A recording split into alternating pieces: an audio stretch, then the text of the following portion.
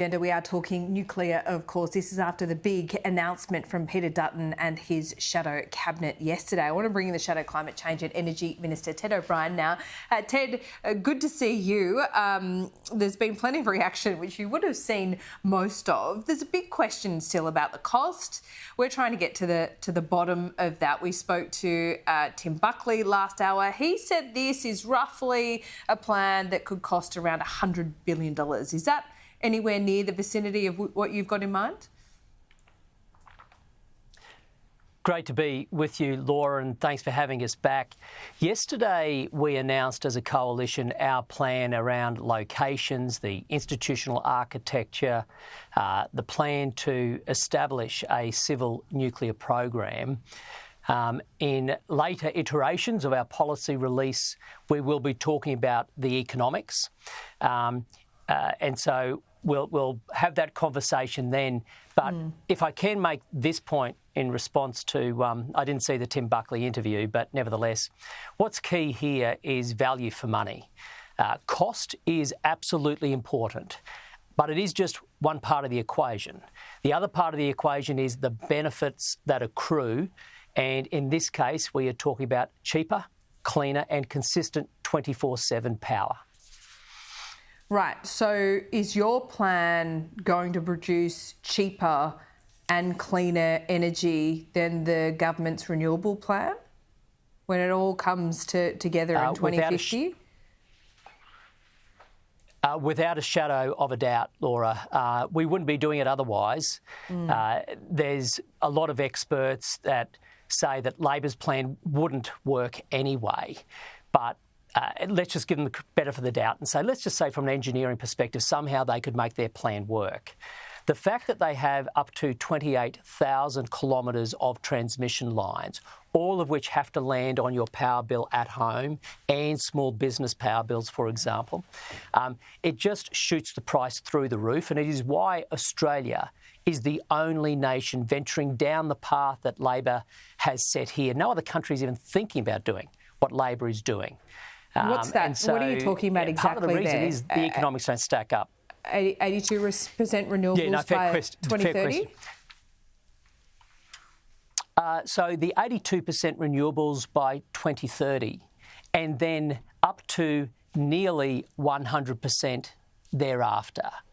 A grid, an electricity grid, that is predominantly reliant on weather-dependent technologies of wind and solar, not alone, but overly reliant. That creates system problems and increases costs exponentially. But aren't you ignoring the use of batteries there already seeing and the emergence in battery technology and that they're doubling their capacity all the time?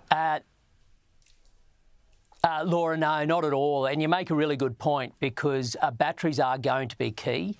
And we're yet to release our renewables policy, our gas policy and other aspects. What you will see is we will definitely be leaning into the importance of storage, and that includes batteries. All right. So when all is said and done, I accept that you're not telling us the cost yet, but when all is said and done, if you were able to get these 7 plants up and running, what percentage of our power system would that provide? Would that be 10 or 20%? And for the rest of it, say the 80%, would that still be renewables? Laura, unfortunately, I have to disappoint you with this one too, because that will be part of our future release. And the reason for that is this.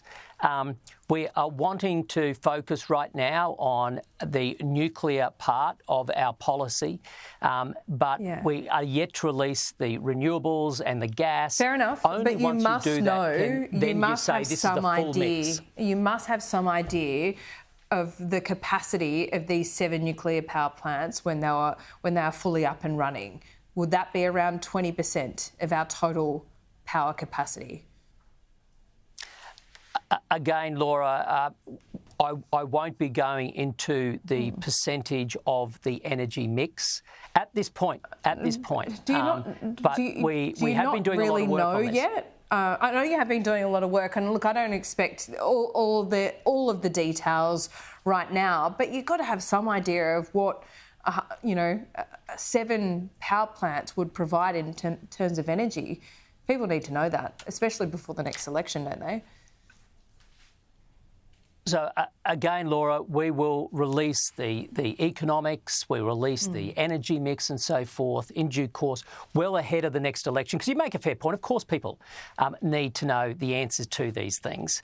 But the approach we have taken is to put consumers at the centre, making sure that, yes, the lights have to stay on, we have to decarbonise, but we've got to get these prices down. And what consumers and households will see is a far cheaper and cleaner approach of constant 24/7 power than Labor can possibly deliver. But if you can't answer those two former questions, how do you know it will be cheaper? We will answer those questions. We're just saying you haven't released it yet, Laura. Right, so you know, but you don't want to tell us yet. Let me see if I can answer. Let me see if I can partly make you happy by talking about our approach with having 2 establishment projects as the starting point of the deployment. Okay. So here we would have by 2035 the first electricity coming onto the Australian grid from small modular reactors, or 2 years after if they were the modern larger plants. So going to your question then about capacity. So if, for example, they were small modular reactors, and it will be the independent Nuclear Energy Coordinating Authority that will advise on the specific technology and then the capacity. But I'm going to give you a round example. So with that disclaimer, an example. If it were small modular reactors and you're talking about 2 plants, you could see up to 1.8 gigawatts of capacity from those 2 plants if they were SMRs.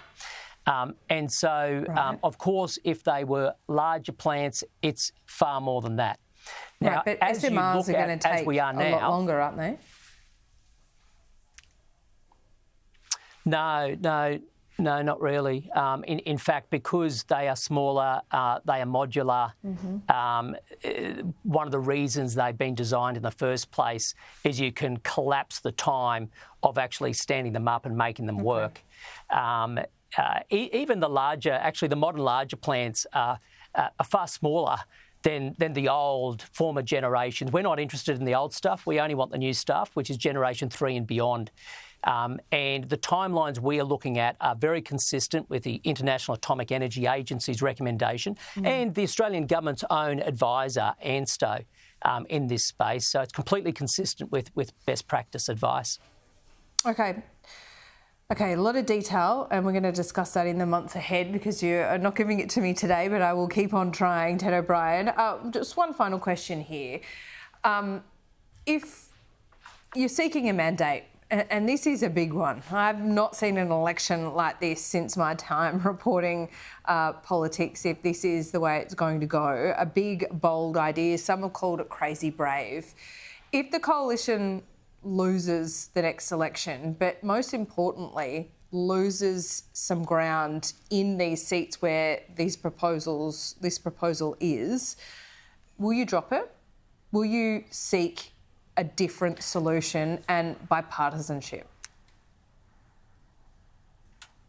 So, Laura, our plan is to seek a mandate from the Australian people, and there are far better political commentators, and you're one of them, who can provide lots of good commentary about hypotheticals of depending what seats are won and lost and so forth. My focus, and the reason we're doing this under Peter Dutton's leadership, is we have to focus on what's in the national interest. Is this a challenging, big, bold policy idea? It is, and we are doing it because it is in the interests of our nation and the people we serve.